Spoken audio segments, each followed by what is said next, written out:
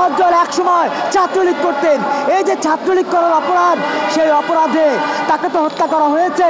তার মৃত্যুর পরে এই যে ইনজাস্টিসের পরে তার পক্ষে একটু কথা বলবে, সে কথা বলার জন্য সাবেক ছাত্রলীগ নেতা নুরু আসেনি, সাবেক ছাত্রলীগ নেতা মান্না ভাই আসেনি, সাবেক ছাত্রলীগ নেতা আশাবুর রহমান আসেনি, সাবেক ছাত্রলীগ নেতা জাসদ ছাত্রলীগ নেতা জামাত আমির ডাক্তার শফিকুর রহমান আসেনি, সাবেক ছাত্রলীগের নেতারা কেউই আসেনি। কারণ তোফাজ্জল সাবেক ছাত্রলীগ নেতা, একজন ছাত্রলীগ নেতা, তিনি সাবেক হয়েছিলেন, তারপর তিনি মেন্টাল সিক হয়েছিলেন, তিনি অসুস্থ হয়েছিলেন, তাকে হত্যা করা হয়েছে। তার পক্ষে কথা বলার জন্য কি বাংলাদেশ থাকবে না? থাকবে। আর বাংলাদেশ থাকবে বলেই আজ নতুন প্রজন্মের প্রতিনিধিরা এখানে ঐক্যবদ্ধ হয়েছে। আমরা বলতে চাই, গত 34 জুলাই অর্থাৎ এই জুলাই 34-এ যে কজন মানুষকে হত্যা করা হয়েছে তার সুষ্ঠু বিচার আমরা চাই।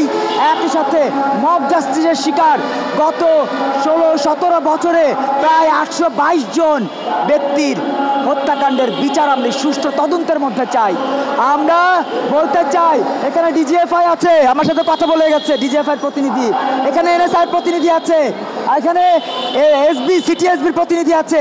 সবার উদ্দেশ্যে বলতে চাই, ভাই দয়া করে জনগণের সাথে মায়া করে জনগণের সাথে কোনো প্রতারণা করবেন না।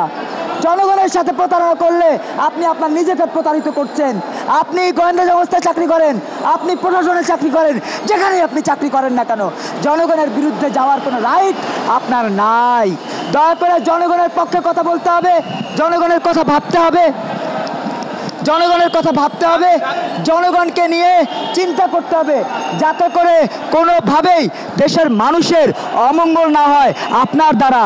প্রিয় বন্ধুরা, আমরা এভাবে বাংলাদেশকে দেখতে চাই, যেভাবে 56,000 বর্গ মাইলের এই স্বাধীন সার্বভৌম মানচিত্রের জন্য আমাদের মুক্তিযুদ্ধ হয়েছিল, 9 মাস যুদ্ধ হয়েছিল।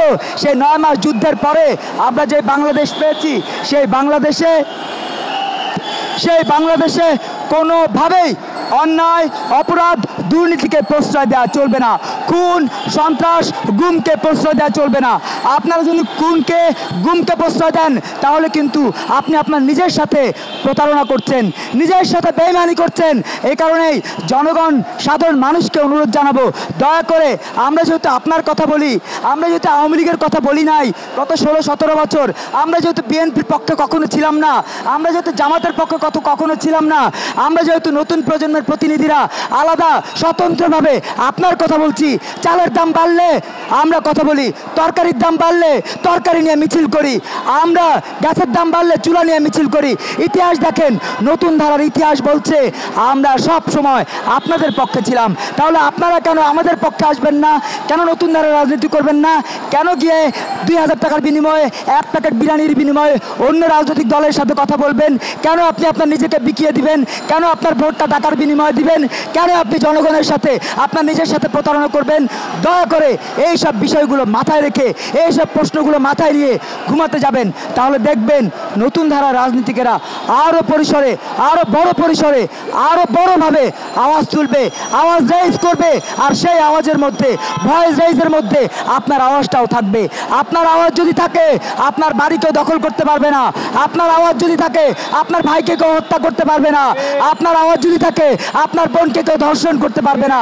আপনার আওয়াজ যদি থাকে, আপনার এই ফুটপাতের ব্যবসা থেকে কেউ চাঁদা তুলতে পারবে না।